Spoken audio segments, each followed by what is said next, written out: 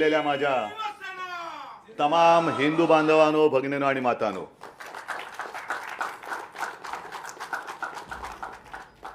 आज महाविजयादशमी आहे. त्या निमित्ताने दसऱ्याच्या तर शुभेच्छा आहेच,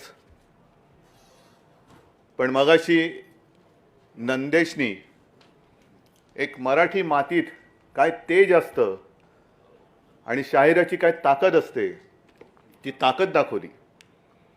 आज धम्मचक्र परिवर्तन दिन पण आहे, त्याच्याही बद्दल शुभेच्छा देतो. संजय आत्ता आपण बोलत होतात की जवळपास 1 वर्ष झालंच. पुढच्या वर्षी म्हणजे पुढच्या महिन्यात 1 वर्ष होतच आहे. तारीख पे तारीख देत आहेत, देऊ द्यात. मी ज्या वेळेला सुरुवात केली मुख्यमंत्री पदी बसून कारभाराला, त्या दिवसापासून अनेक जण स्वप्न बघतात की सरकार पडेल, सरकार पडेल, सरकार पाडू. आणि तेव्हा दिलेलं आव्हान मी आज सुद्धा देते, हिम्मत असेल तर सरकार पाडून दाखवा. आम्ही तुमच्यासारखे गुळाच्या ढेपेला चिकटणारे मुंगळे नाहीत, पण जर वाटेला जाल तर मुंगळा कसा डसतो ते सुद्धा तुम्हाला दाखवल्याशिवाय राहणार नाही. एका वेगळ्या परिस्थितीमध्ये हा मेळावा आपण घेतो आहोत. 50च लोक आहेत. सभागृह मुद्दामून भरलेलं नाही ना, तर शिवाजी पार्क जिकडे अपुरं पडतं तिकडे सभागृहाची काय कथा. सभागृह ओसंडून कधीच आणि मेळावा शिवसेनेचा सभागृहात होतच नाही. पण नियम आपणच केलेले आहेत आणि आपण नियम केल्यानंतर आपण कसे तोडायचे. आजचा हा दसरा मेळावा मी मुख्यमंत्री आपल्या सर्वांच्या आशीर्वादाने झाल्यानंतर पहिला दसरा मेळावा आहे. आणि या मेळाव्यामध्ये खरं म्हणजे महाराष्ट्राच्या कानाकोपऱ्यातून जो तुफान महासागर लोटला असता, तो तुफान महासागर त्याला भरती येते. पण मला खात्री आहे की त्या लाटा इथपर्यंत आलेल्या नसल्या तरी तो महाराष्ट्रामध्ये महासागर उचंबळून उसळून आजचा सोहळा आपला बघतोय. मला पहिला दसरा मेळावा आठवला, माझ्या आजोबांचं भाषण आठवलं, प्रबोधनकारांचं भाषण. आणि त्या भाषणामध्ये ते म्हणाले होते की महाराष्ट्र हा काय लेच्यापेचांचा प्रदेश नाही आहे, लेच्यापेचांचा देश नाही आहे, ही वाघाची औलाद आहे. आणि त्याला जर का डिवचलं तर काय होतं ह्याचे इतिहासात दाखले आहेत. भविष्यात पाहायचे असतील तर पाहायला मिळतील. तोच हा महाराष्ट्र आहे. आणि त्या महाराष्ट्राचं मी आपल्या सगळ्यांच्या आशीर्वादाने मुख्यमंत्री आहे. आज देखील छत्रपतींचा हा महाराष्ट्र, जो महाराष्ट्राच्या हिताच्या आड येईल त्याला आडवा करून त्याच्या छाताडावरती गुढी पाडवा करण्याची ताकद आणि हिंमत घेऊन पुढे जाणारा महाराष्ट्र. येऊनच बघा तुम्ही. नेहमीप्रमाणे त्यावेळेला शिवसेना प्रमुखांचं भाषण हे असायचंच. तेच घेत घेत ते विचारांचं सोनं अजूनही आपल्या हृदयामध्ये आहे आणि तेच विचारांचं सोनं घेऊन आपण पुढे चाललेलो आहोत. पण प्रत्येक दसऱ्या मेळाव्याला नेहमी बातम्या यायच्या की आज शिवसेना प्रमुख काय म्हणणार.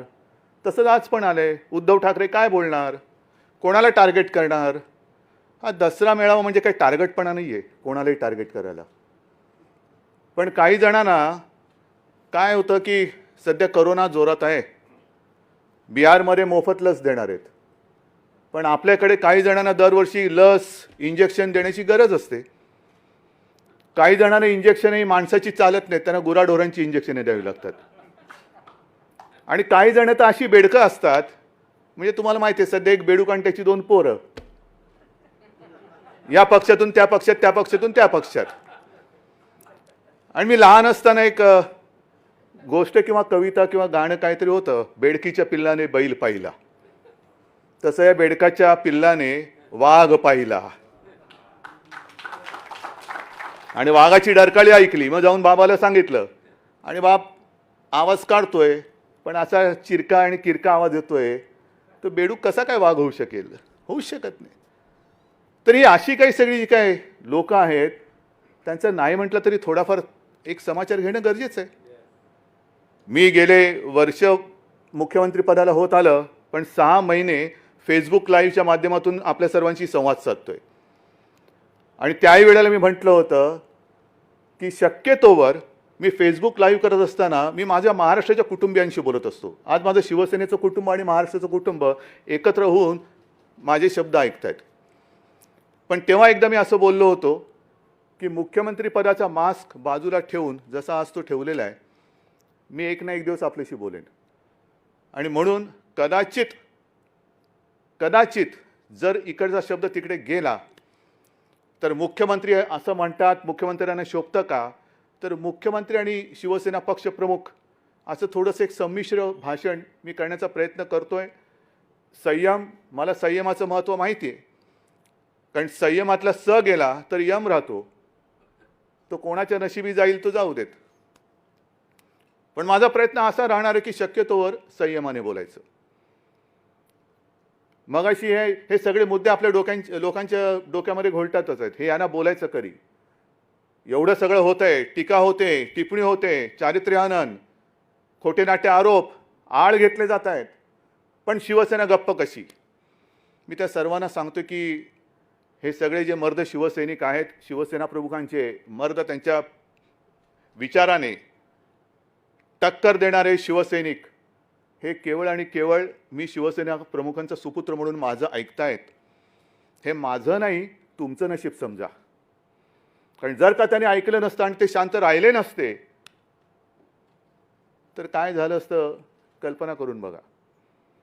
मी येण्यापूर्वी स्मृतिस्थळावरती गेलो, तिकडे वंदन करून, शिवसेना प्रमुखांना वंदन करून इथे आलो. नाही म्हटलं तर एक शिवसैनिक तिकडे होतेच, आणि ती एक घोषणा ऐकायला आली, हमसे जो टकराएगा मिट्टी में मिल जाएगा. ज्याला कोणाला टक्कर देण्याची खुमखुमी असेल त्यांनी टक्कर देण्याचा प्रयत्न करून बघावा. ज्या महाराष्ट्राच्या मातीने औरंगजेब गाडला, अफजल खान गाडला, ती तीच पवित्र माती, ज्या मातीतून छत्रपती शिवाजी महाराजांसारखं एक तेज जन्माला आलं, ती तीच माती आहे. आणि तिच्यामधलं तेज हे आज सुद्धा तसंच ताजं तवानं आणि तेवढंच मजबूत आहे. हिंदुत्वाबद्दल आम्हाला प्रश्न विचारले जात आहेत. का? तर मंदिरं अजून उघडत नाही म्हणून. तुम्हाला सगळ्यांना माहिती आहे, एक तर आपण कोणाच्या वाटेला जायचं नाही, सगळ्यांना आदर सत्कार करायचा. कारण महाराष्ट्र छत्रपती शिवरायाचा महाराष्ट्र आहे, तसंच तो साधू संतांचा महाराष्ट्र आहे. वडीलधाऱ्यांचा मान सन्मान ठेवायचा. पण तुम्ही जर का उगाच आमच्या वाटेला आलात, जर माझ्या आजोबांच्या भाषेत वाघाला डिवचण्याचा प्रयत्न केलाच तर वाघ काही शेपूट हलवणारं मांजर नाही आहे, तो फटका मारणार. मारून घ्यायचा असेल फटका जरूर घ्या. पण आम्हाला हिंदुत्वाबद्दल विचारतायत. कोण विचारतंय? ज्या वेळेला बाबरी पाडली गेली आणि जो सगळा कल्लोळ अख्ख्या देशामध्ये उसळला होता, कोणाची हिंमत नव्हती. सगळेजण आता जे हिंदुत्वावरती प्रश्न विचारतायत ते त्यावेळेला शेपट्या घालून कुठल्या बिळात लपले होते काही कल्पना नाही. कदाचित त्यावेळेला ज्यांचं नाव त्यांच्या कुटुंबाव्यतिरिक्त बाहेर कोणालाही माहिती नसेल अशी माणसं आम्हाला विचारतायत, तुमचं हिंदुत्व कुठे गेलं? का तुम्ही अचानक सेक्युलर झालात? शिवसेना प्रमुखांचं हिंदुत्व आणि तुमचं हिंदुत्व याच्यामध्ये जमीन आसमानाचा फरक आहे. जे हिंदुत्व शिवसेना प्रमुखांनी आम्हाला शिकवलं ते हिंदुत्व म्हणजे शिवसेना प्रमुख जे बोलायचे की मला देवळात घंटा बडवणारा हिंदू नकोय. बडवायच्यात घंटा तुम्ही बडवा, दुसरे येतंय काय बडवायला तुम्हाला? मला अतिरेक्यांना बडवणारा हिंदू पाहिजे. देवळात घंटा बडवा, नाही का करोना आल्यानंतर घंटा बडवा, थाळ्या वाजवा, हेच तुमचं हिंदुत्व. दुसरं काय हिंदुत्व तुमच्याकडे? सगळ्यांना वाटलं गेला करोना, घंटा बडवा, थाळ्या बडवा. काही जण मला सांगत होते की आता पुढच्या रविवारी बघा. म्हटलं काय? बेडूक उड्या मारायला सांगणार. आणि त्याच्या पुढच्या रविवारी बघा. म्हटलं काय? कोलांट्या उड्या मारायला सांगणार. मग त्याच्यानंतर दोरीच्या उड्या. म्हटलं हे कसलं हिंदुत्व आहे? आमचं हिंदुत्व असं नाही आहे. आज सुद्धा सावरकर सभागृहात मी बोलतो आहे, हिंदुत्व म्हणजे काय? आमच्याकडे आपल्या एक संस्कृती आहे की माता पहिली, माय मरो आणि गाय जगो. हे आमचं हिंदुत्व नाही आहे, अजिबात नाही आहे. आज महिलांवरती अत्याचार होत आहेत, हत्या होते आहे. हे नुसतं आरोपासाठी मी बोलत नाही की बघा तुमच्या राज्यामध्ये काय चाललेलं नाही. कुठेच होता का म्हणे. जसं त्या गोवंश हत्याबंदीचा तुम्ही कायदा केलात, आम्हाला हिंदुत्व शिकवताना महाराष्ट्रामध्ये गोवंश हत्याबंदीचा कायदा आणि गोव्यामध्ये का नाही? मी विधानसभेत जे बोललो होतो की इथे गाय म्हणजे माता आणि पलीकडे जाऊन खाता, हे तुमचं हिंदुत्व. हे असं बुरसटलेलं आणि सगळी रया गेलेली हिंदुत्व हे नाहीये. हिंदू म्हणजे कसा पाहिजे, जे शिवसेना प्रमुख सांगायचे की हिंदुत्व हे आमचं राष्ट्रीयत्व आहे, हिंदुत्व हे आमचं राष्ट्रीयत्व आहे. आणि आज मी मुद्दामून काही कागदपत्र घेऊन आलेलो आहे. का घेऊन आलेलो आहे? कारण काही जणांची वाक्य मला खरंच आज सकाळी संघाचा कार्यक्रम झाला आणि त्या संघाच्या कार्यक्रमामध्ये जसं आपण या सभागृहामध्ये एक मर्यादित स्वरूपामध्ये हा आपला मेळावा परंपरा फार महत्त्वाची आहे. परंपरा आपण सांभाळत हा कार्यक्रम करतो आहे. सकाळी मोहनजी भागवत यांनी हिंदीमधून सर्व देशाला उद्देशून एक भाषण केलं आणि त्यांचं वाक्य आहे, माझं नाही आहे.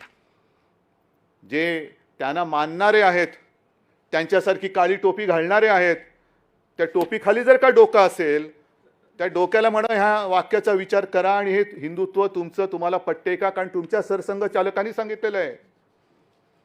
शिवसेना प्रमुखांचं हिंदुत्व आम्हाला प्यारा आहेच.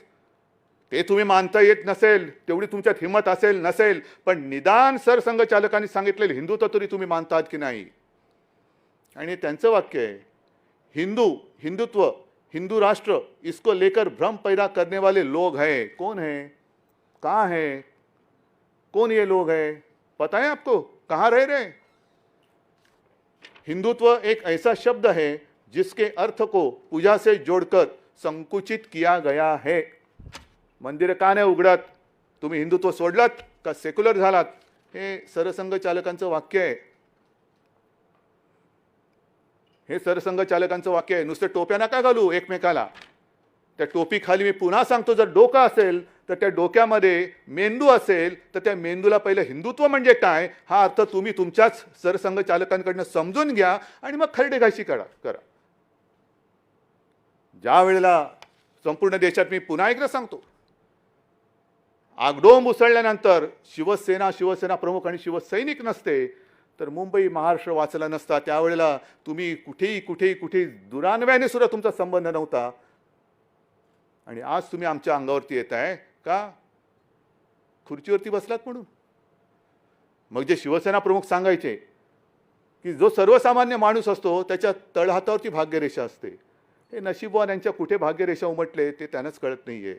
अशी काही भाग्यरेषा उमटलेली माणसं असतात, 2-4 दिवसासाठी ती रेषा असते, पण त्यांना असं वाटतं की ही भाग्यरेषा माझ्यावरती उमटले म्हणजे मीच भाग्यविधाता झालो की काय. नाही, एवढे सारी गोष्ट नाही आहे. आणि त्याच्यानंतर सुद्धा मोहन भागवत जे म्हणतायत हे फार महत्त्वाचं आहे. म्हणजे खरं म्हणजे आजचं मोहन भागवतांचं जे भाषण आहे संजय उद्याच्या आपल्या सामनामध्ये व्यवस्थित छापलं पाहिजे, कारण फार मोलाचे त्यांनी विचार मांडलेले आहेत. एकतर हिंदुत्वाचा अर्थ त्यांनी सांगितलेला आहे. जे हिंदुत्व शिवसेना प्रमुखांना अभिप्रेत आहे जवळपास तसंच हिंदुत्व त्यांनी, ते हिंदुत्व म्हणजे नुसतं देव मंदिर पूजा अर्चा त्याच्यापुरतं ते हिंदुत्व मर्यादित नाही आहे. त्या पलीकडे जाऊन जे व्यापक हिंदुत्व आहे हे त्यांनी सांगितलेलं आहे. आणि त्याच्यानंतर त्यांनी सगळ्या राजकारण्यांबद्दल जे बोललेलं आहे हे सुद्धा त्यांच्याच जी राजकीय शाखा आहे, संघाची जी राजकीय शाखा आहे त्या राजकीय शाखेनेही ह्याच्यावरती विचार करण्याची गरज आहे. कारण आज मोहनजी पुन्हा म्हणालेले आहेत की राजकारण म्हणजे शत्रूमधील युद्ध नव्हे. फार महत्त्वाचं वाक्य आहे. राजकारण म्हणजे शत्रूमधील युद्ध नव्हे, विवेक पाळा.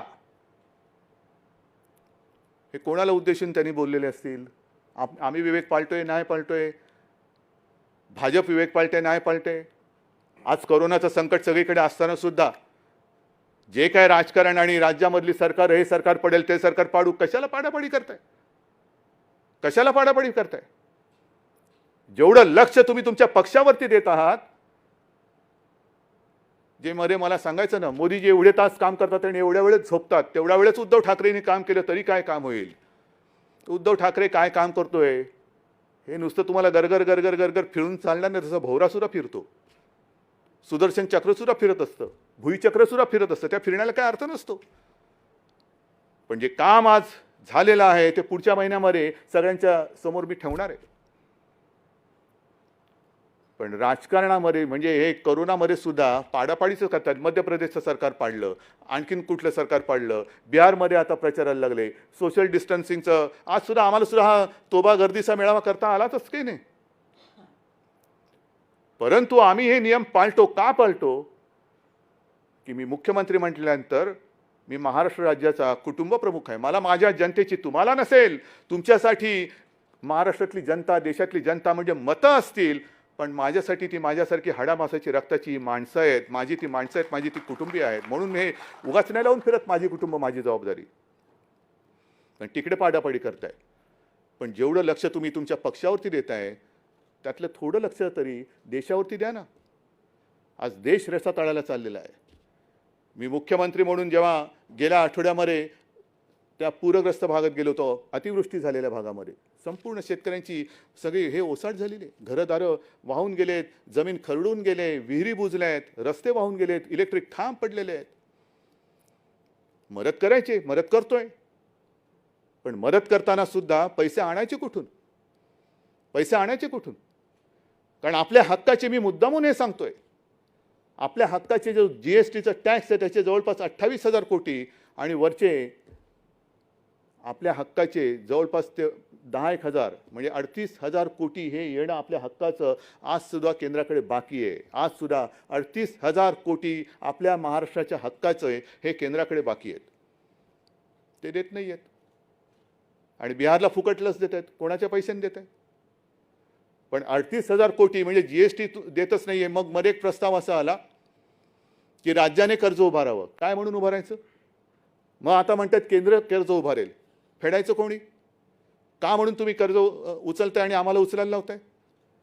जीएसटी जो आमच्याकडे जो टॅक्स कर गोळा करण्याचा जो एक अधिकार होता, त्याही वेळेला आपल्याला सर्वांना कल्पना असेल की शिवसेना एकटी होती महाराष्ट्रात तरी की त्याला विरोध करत होती की असं जे व्हायचं तर असं कसं देणार तुम्ही? म्हणजे इथला पैसा दिल्लीत जाणार आणि दिल्ली मग सगळीकडे वाटणार. येत नाहीये पैसा. मग जीएसटी जर का तुम्ही आम्हाला देऊ शकत नसाल तर मला असं वाटतं, मी आज ह्या दसरा मेळाव्याच्या माध्यमात निमित्ताने संपूर्ण देशातील सर्व राज्याच्या मुख्यमंत्र्यांना एक विनंती करतोय, आवाहन करतोय की चला पुढे या, चर्चा करूया आपण त्याच्यावरती. जीएसटीची जी काय कर पद्धत आहे ही जर का फसली असेल, आणि मला वाटतं फसली ती, आमच्या हक्काचा पैसा जो आम्हाला मिळाला पाहिजे तो मिळत नाही. प्रत्येक जण ठो ठो ठो ठो बॉम्ब मारतोय, पत्रावरती पत्र लिहिले जात आहेत, त्या पत्राला केराची टोपली दाखवली जाते.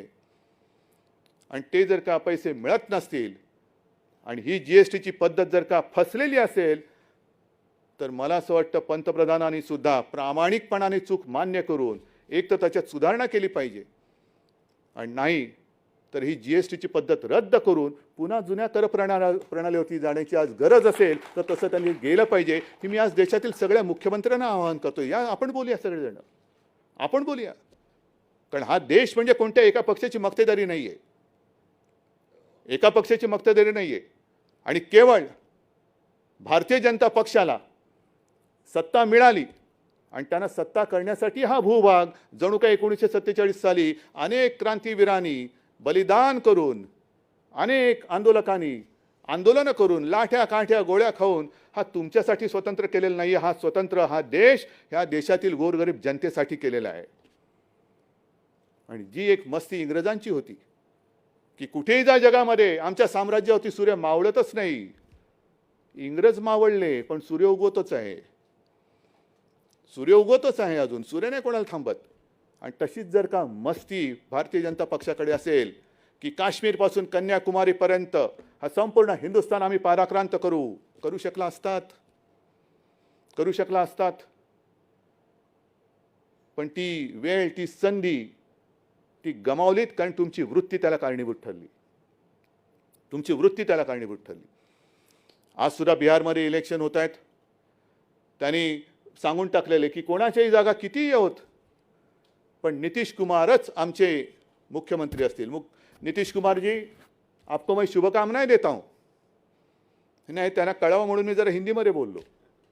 याचं कारण असं की बरोबर जो डाव त्यांनी हरियाणाच्या कुलदीप सिंग बिश्नोई सोबत खेळला.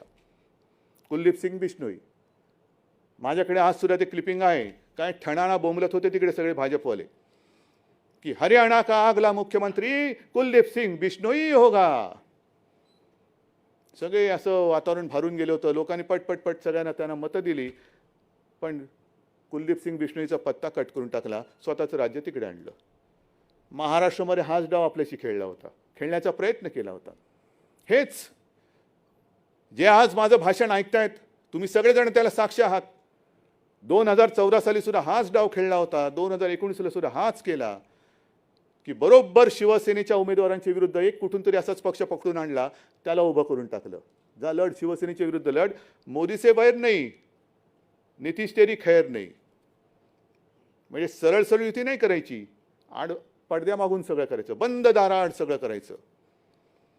आपल्याबरोबर शिवसेनेबरोबर तोच डाव केला.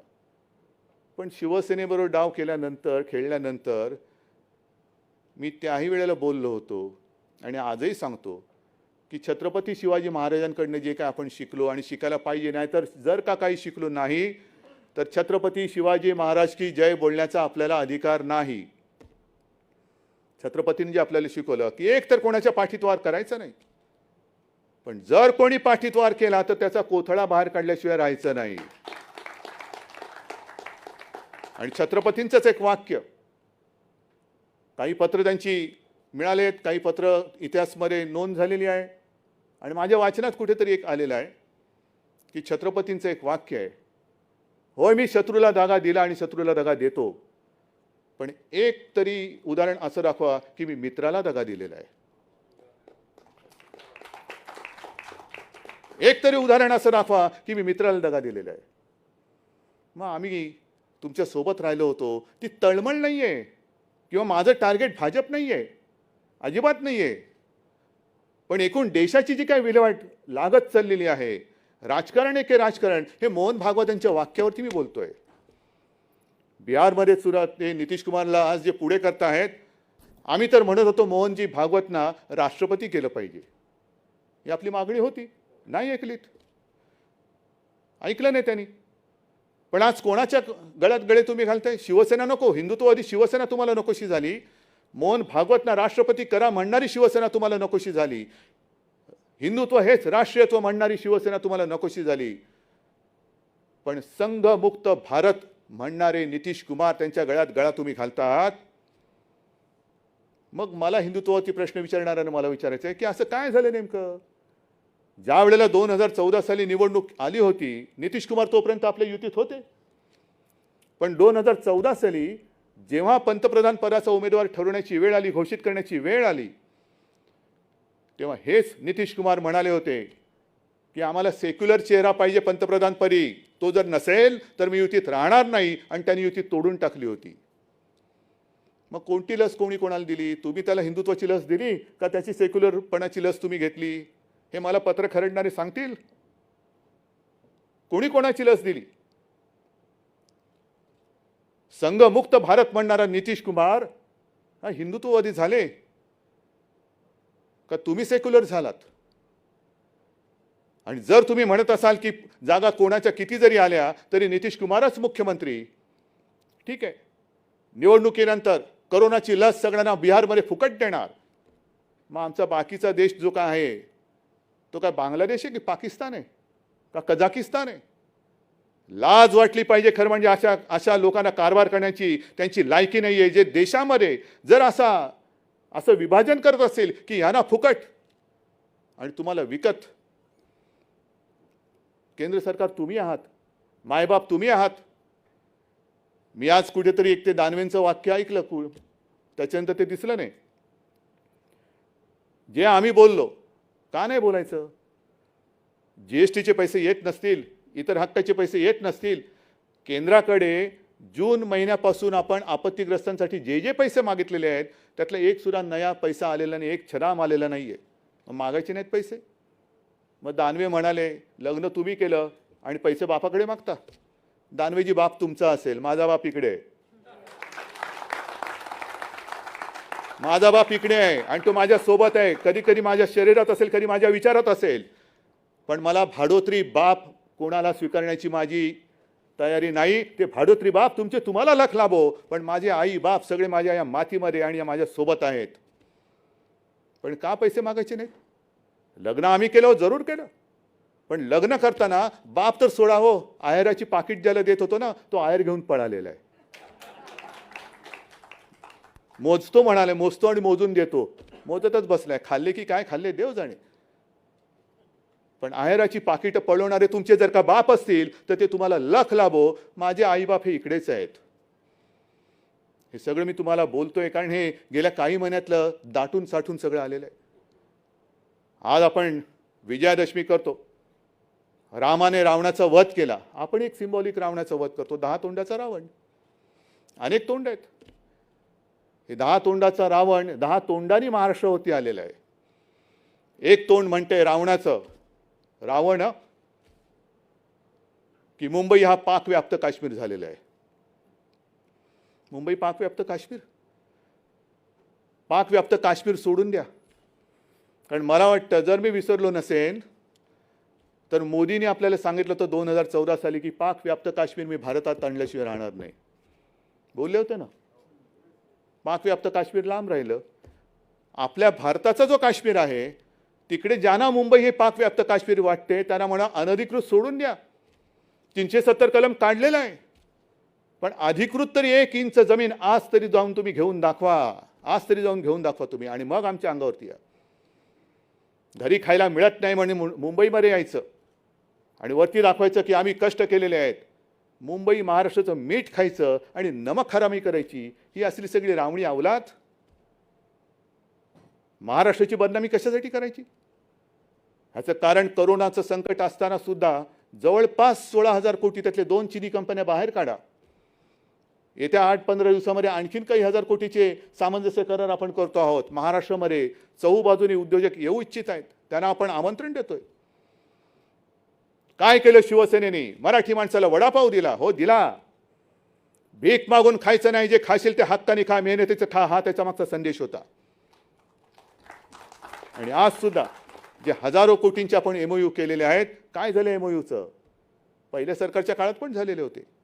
पण आपण जे एमओयू मला वाटतं जून-जुलैमध्ये केले होते, बहुतेक सगळ्या उद्योजकांना आपण जमिनी दिलेल्या आहेत. त्यांच्या बहुतेक सगळ्या उद्योजकांच्या अटीतटी शर्ती काढून त्यांनी नाही म्हटलं तरी एक सुरुवात केलेली आहे. हे शिवसेना करते. महाविकास आघाडीचं सरकार करते. हजारो कोटीचे एमओयूज म्हणजे हजारो कोटीची गुंतवणूक ह्या आपल्या महाराष्ट्रामध्ये येते. ही महाराष्ट्रामध्ये येते. कोणासाठी येते? या भूमिपुत्रांसाठी येते. म्हणून आज मी हे सुद्धा आवाहन करतोय, सगळ्यांना विनंती करतोय, भूमिपुत्रांना आवाहन करतोय की हे सगळं आम्ही करतोय, आम्ही तुमच्यासाठी करतो आहोत. जे जे उद्योग येतील ते जाहीर केले जात आहेत, जाहीर केले जातील.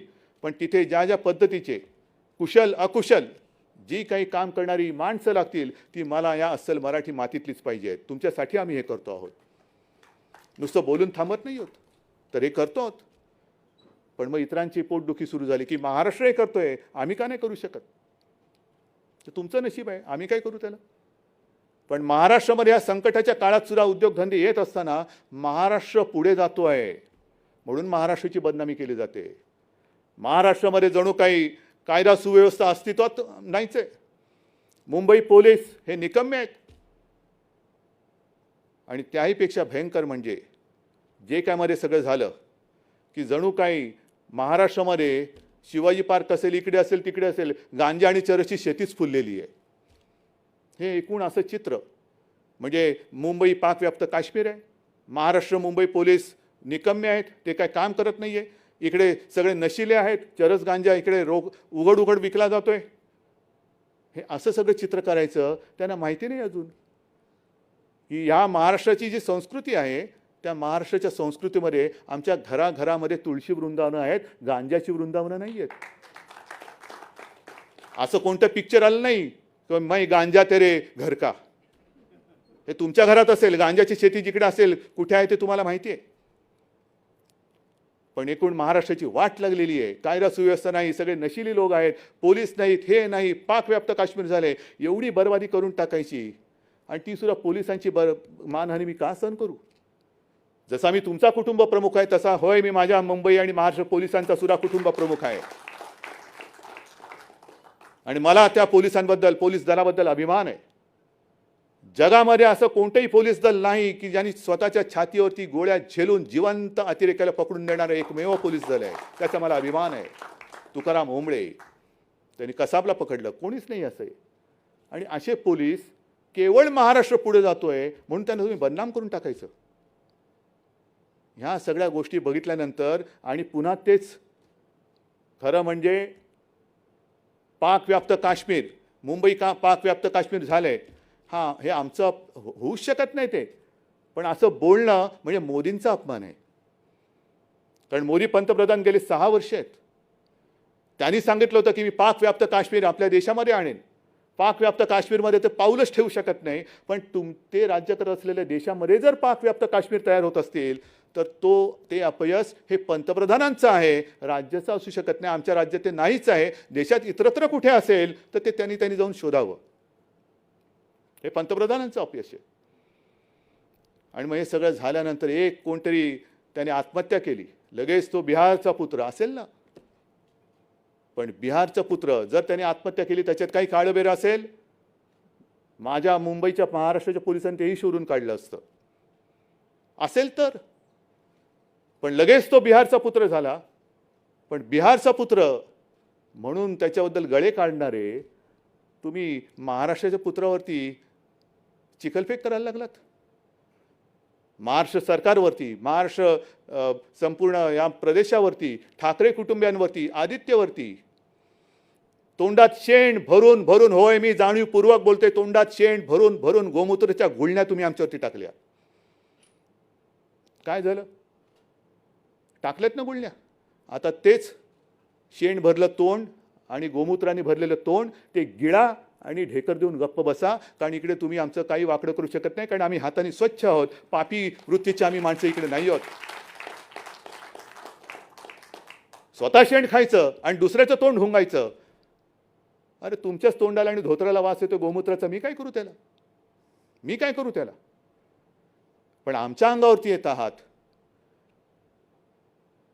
हा जो काही महाराष्ट्राचा द्वेष आहे, महाराष्ट्र द्वेष्टे, ही सगळी अवलाद बघितल्यानंतर मी तमाम माझ्या महाराष्ट्रातील माता भगिनींना आणि बांधवांना एक आवाहन करतोय की सावध राहा, सावध राहा. हे एक तर देश खतम करतायत, देशाचे तुकडे आपण होऊ देणार नाहीत. मुंबई तर ते महाराष्ट्रापासून तोडू शकतच नाहीत.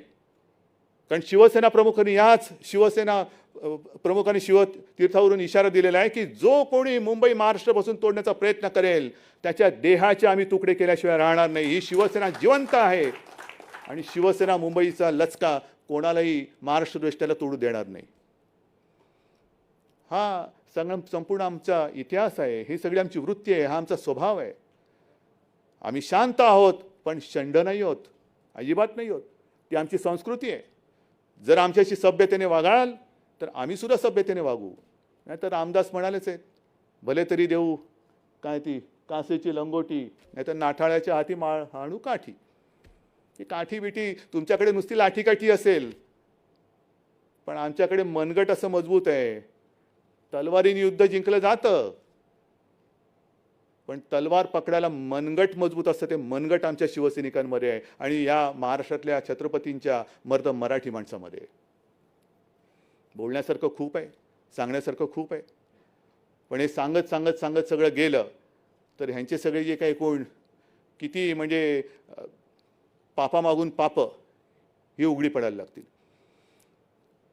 जो काही कारभार आम्ही करतो आहोत तो तुमच्या सगळ्यांच्या हितासाठी आणि तुमच्या सगळ्यांच्या आशीर्वादाने करतोय.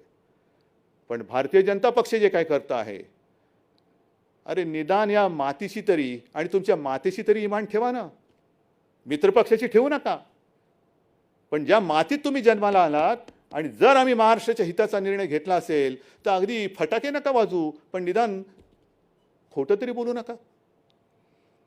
एक निर्णय जो आपण घेतला तो म्हणजे आर्याचं जंगल वाचवण्याचा. जवळपास 808 एकर, हे असं उदाहरण संपूर्ण जगात दुसरीकडे कुठे नसेल.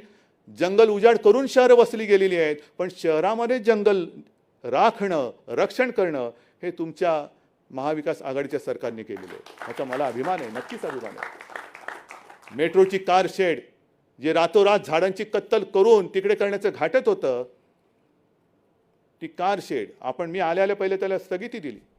स्थगिती दिल्यानंतर अभ्यास झाला. आता अभ्यास किती काळ करायचा? तुमचं सरकार गेलं तरी तुमचा अभ्यास होत नाही, त्याला मी काय करू? तुमची शिकवणी नीट लावा. मी कशाला सांगू तुम्हाला कोण टीचर पाहिजे? पण आपण ती जी कारशेड आहे ती आता कांजूर मार्गला नेतोय. नगरविकास मंत्री इकडे बसलेले आहेत. एक नया रुपया खर्च न करता सरकारची जमीन, त्याच्यावरती कोणतेही लिटिगेशन नाही, काही नाही. ती जमीन आपण मेट्रोसाठी घेतलेली आहे. आणि ही मेट्रो मग किती पैसा वाया गेला हा कोण देणार? कोणताही पैसा वाया गेलेला नाही, अजिबात नाही. त्या बरोबर लाईन ज्या आहेत, मेट्रो 3 असेल, 6 असेल, आणखीन काय असेल, ह्याच्या पुढे जाऊन सांगतो की तिकडे जो काय जी कार शेड होणार आहे, ती कार शेड तिकडे झाल्यानंतर केवळ कांजूर मार्गपुरती नाही, आरेपुरती नाही, तर पुढे कल्याण डोंबिवलीपर्यंत तो जो मार्ग जाणार आहे त्याच्यासाठी ती कार शेड तिकडे होणार आहे. हे करायचं नाही.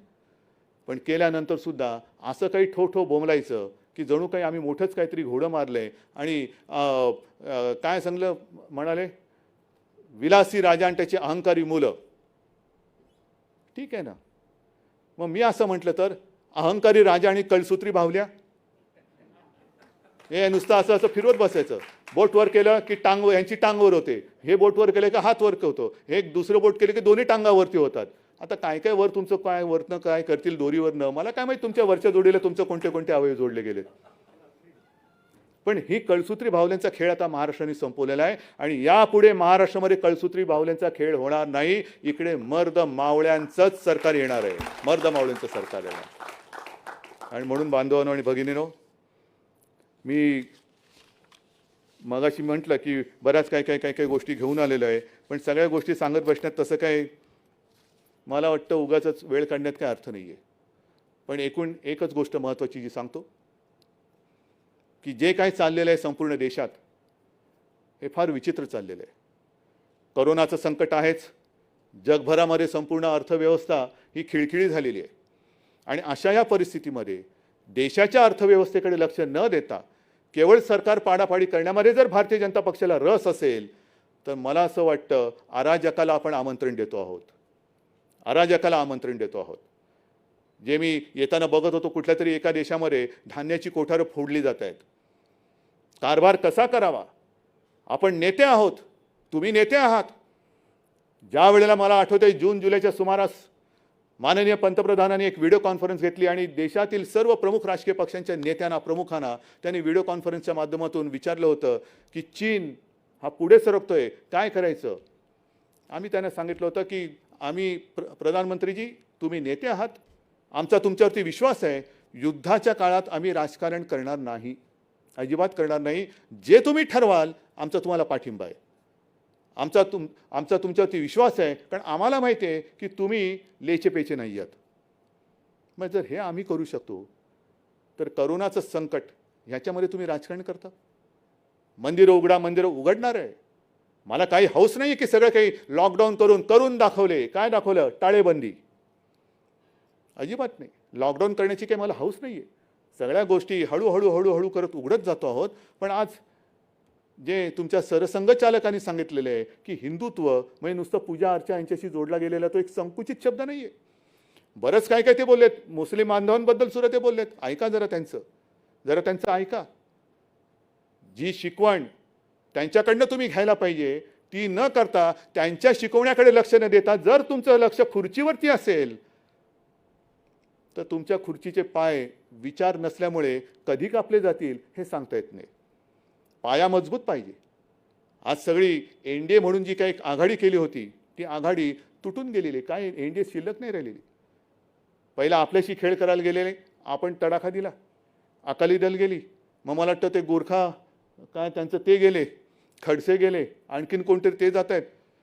म्हणून मी परवा मला प्रश्न विचारला की तुमची प्रतिक्रिया काय, तेव्हा मी हेच सांगितलं होतं की यशाची शिखरं पादाक्रांत करतायत, जरूर दहीहंडी फोडायला वरती गेलेत, पण वरती गेल्यानंतर तारेला लटकू नका, कारण खालचं सगळं गेलं. येणार कसे खाली? हंडी आणि तुम्ही दोघं एकदम खाली. दहीहंडी फोडताना सुद्धा पाया मजबूत असावा लागतो. आणि तो जर का पाया तुमच्या मित्रपक्षांचा हल्ला असेल, तुमचे पायाचे दगड जर निष्ठत असतील, विचार नाही, आचार नाही, काही नाही, संस्कृती नाही, तर असं सरकार हे जास्त काळ टिकू शकणार नाही. आमचं सरकार कधी पाडायचं आहे माझं आव्हान आहे, पण तुमचं सरकार पहिलं सांभाळा, तुमचं सांभाळा. कारण एक दिवस जनता उठेल आणि ते म्हणतील हे नाही तर कोण, हा जो काय प्रश्न होता, तर जनता म्हणेल कोणी चालेल पण हे नको. हा विचार आता सुरू झालेला आहे, कोणी चालेल पण हे नको. आणि म्हणून मी बिहारच्या जनतेला सुद्धा एक सांगतोय की डोळे उघडून मतदान करा. मी कोणाला करा मला माहिती नाही, ते तुमचं तुम्ही बघा. पण हे जे काहींचे छक्के पंजे चालतात त्याला बळी न पडता तुम्ही मतदान करा. आणि महाराष्ट्रामध्ये सुद्धा, कारण मध्ये मध्ये काय होतं, काय आलं रे, तर त्याला आत घेऊन ना, मी संपवतोच. मध्ये मध्ये काय होतं, आता गेल्या 2 आठवड्यापूर्वी मराठा समाजाला, ओबीसी समाजाला, धनगर समाजाला मी सर्वांना सांगतोय की बाबांनो, आम्ही तुमचे आहात, हे सरकार तुमचं आहे. कोणताही समाज हा न्याय दिल्याशिवाय मी शांत राहणार नाही, हे मुख्यमंत्री म्हणून माझं तुम्हाला सगळ्यांना वचन आहे. सगळ्या समाजाला मी न्याय देणार आणि हा न्याय देताना कोणाचं काही काढून देणार नाही. जो तो समाज, एक गोष्ट नक्की चांगली आहे की प्रत्येक समाज म्हणतोय की त्यांना द्या, आम्हाला हरकत नाही, पण आमचं फक्त कोणाचं काही कमी होणार नाही. आदिवासींचं तसंच राहील, धनगरांचं त्यांनाही देऊ, ओबीसींचं देऊ, मराठ्यांना देऊ, सगळ्यांना देऊ. फक्त एकच हात जोडून नम्र विनंती करतोय की जातीपाती आणि समाजामध्ये जे कोणी महाराष्ट्र द्वेष्टे भिंती उभ्या करू इच्छित असतील तर त्यांच्या कारस्थानांना बळी पडू नका. कारण तुम्ही म्हणजे महाराष्ट्र आहात, तुम्ही म्हणजे शिवरायाचे मर्द मावळे आहात. आणि तुमच्यामध्ये जर का तुटफूट झाली आणि तोडफोड करण्यामध्ये जर का ते यशस्वी झाले तर केवळ आपलेच नाही तर महाराष्ट्राचे तुकडे करायला ते मागे पुढे बघणार नाही.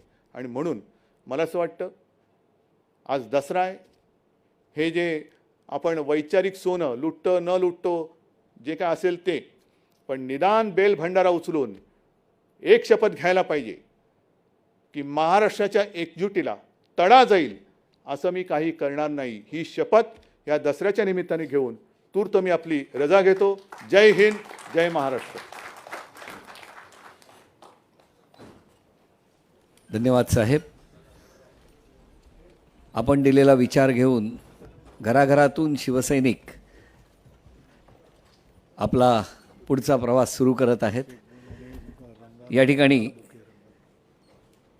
रमाधामसाठी चंद्रकांत खैरे यांच्याकडून 2,25,000 रुपयाचा धनादेश देण्यात आलेला आहे देणगी म्हणून, आणि श्रीरंग गोडबोले यांना पुष्पगुच्छ देऊन. उस्मानाबाद जिल्ह्यातील ताजे अपडेट मिळवण्यासाठी उस्मानाबाद न्यूजला सबस्क्राईब करा आणि बेल आयकॉन प्रेस करण्यास विसरू नका.